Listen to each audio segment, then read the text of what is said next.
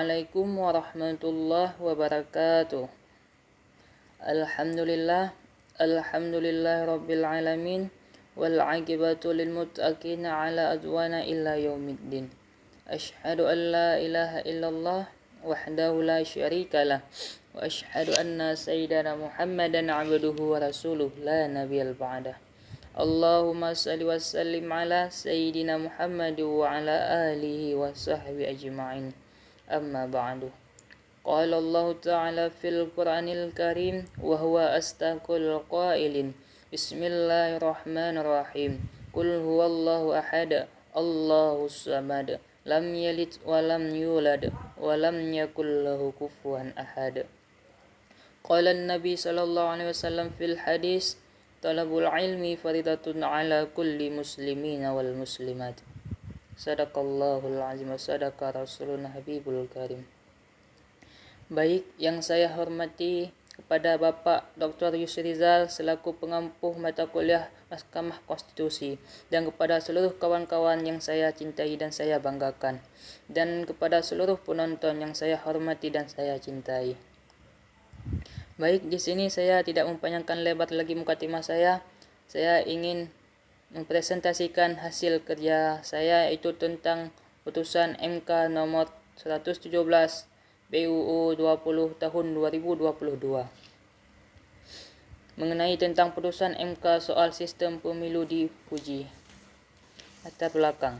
Penantian panjang terkait sistem pemilu legislatif atau pileg yang diterapkan di Indonesia akhirnya menemukan jawabannya setelah Mahkamah Konstitusi atau MK mengucapkan putusan perkara nomor 117 PUU 20 tahun 2022 Kamis tanggal 15 bulan 6 2023. Majelis Hakim memutuskan tak mengganti sistem proporsional daftar calon terbuka yang diterapkan untuk pileg sebagaimana diatur Undang-Undang Pemilu.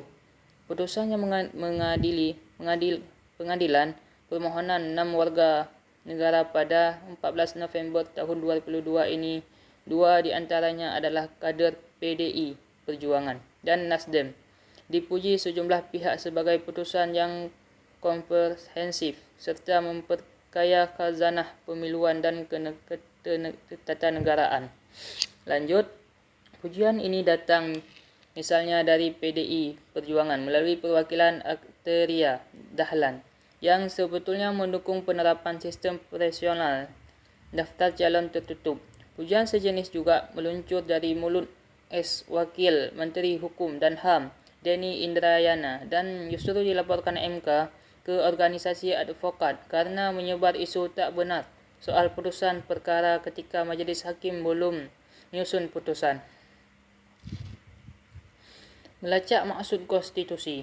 Dalam bagian pertimbangan putusan, Mahkamah membantah semua dalil permohonan, mulai dari anggapan bahawa sistem profesional terbuka bertentangan dengan Pancasila, penyuburkan politik uang dan korupsi, pelemahan partai politik, hingga menyulitkan keterwakilan perempuan. Menurut MK, masalah-masalah di atas bukan secara utama disebabkan oleh penerapan jenis sistem pemilu tertentu. Yang menarik dan paling penting, MK membantah dalil bahawa penerapan sistem profesional terbuka di mana pemilih mencoblos langsung caleg pemilihan mereka di surat suara dan argumentasi yang amat konvensional. MK menegaskan bahawa Konstitusi Indonesia tidak pernah mengatur jenis sistem pileg.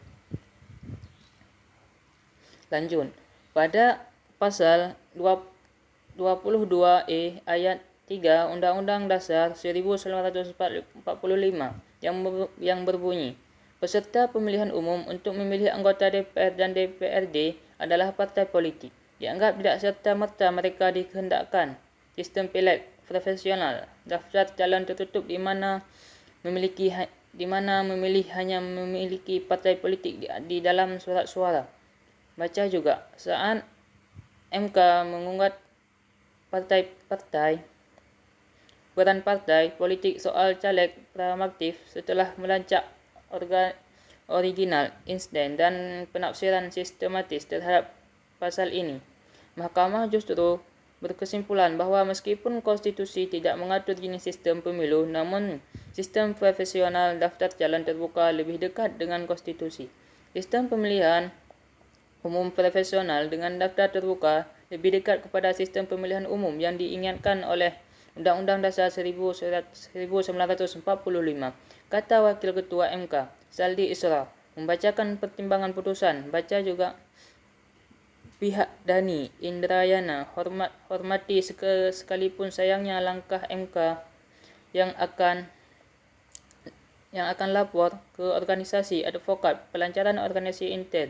Ini pun dibedakan MK lewat sejarah perumusan Undang-Undang Dasar 1945 oleh para pendiri bangsa serta dinamika yang berkembang ketika konstitusi. Ranah pembentukan Undang-Undang Dasar. Pertama, tidak terlalu sering melakukan perubahan sehingga dapat diwujudkan kepastian dan kemamparan di atas pilihan suara sistem pemilihan umum. Kedua, kemungkinan untuk melakukan perubahan harus tetap ditetapkan dalam rangka menyempurnakan sistem pemilihan umum yang sedang berlaku, terutama untuk menutup kelemahan dan ditemukan dalam penyelenggaraan pemilihan umum. Papar Sarji. Ketiga, kemungkinan perubahan harus dilakukan lebih awal sebelum tahapan penyelenggaraan pemilu umum dimulai, sehingga tersedia waktu yang cukup untuk melakukan simulasi sebelum perubahan besar-besaran efektif dilaksanakan. Tambahnya, keempat, kemungkinan perubahan tetap harus menjaga keseimbangan dan kesambungan antara peran partai politik sebagaimana termaktub dalam pasal 22E ayat 3 Undang-Undang Dasar 1945 dan prinsip kedaulatan rakyat sebagaimana termaktub dalam pasal 1 ayat 2 Undang-Undang Dasar 1945. PDIP minta Dhani Indrayana tanggungjawab sudah bikin gaduh tentang putusan MK sistem pemilu.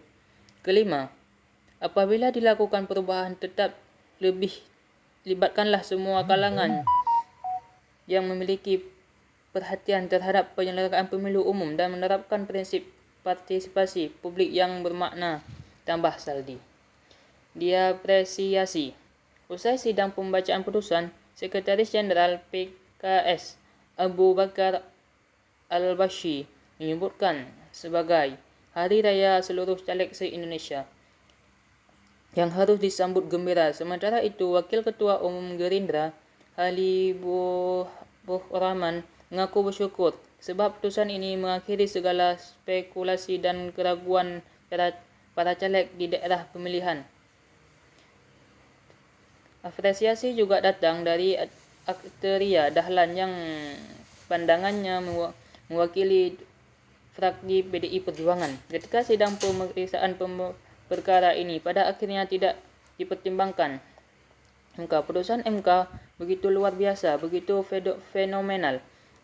Harus kita akui, suasana begitu komprehensif menjadi bagian pengayaan dalam konteks kehidupan hukum, khususnya kehidupan bernegara dan berdemokrasi, kata Akteria dalam jumpa pers. Ini juga disampaikan, semoga ini menjadi kemenangan kita semua lanjutnya. Sekian, terima kasih yang dapat saya sampaikan. Lebih dan kurang saya mohon maaf. Saya akhiri dengan hadanallahu wa yakum ajma'in. Akhirul kalam. Wassalamualaikum warahmatullahi wabarakatuh.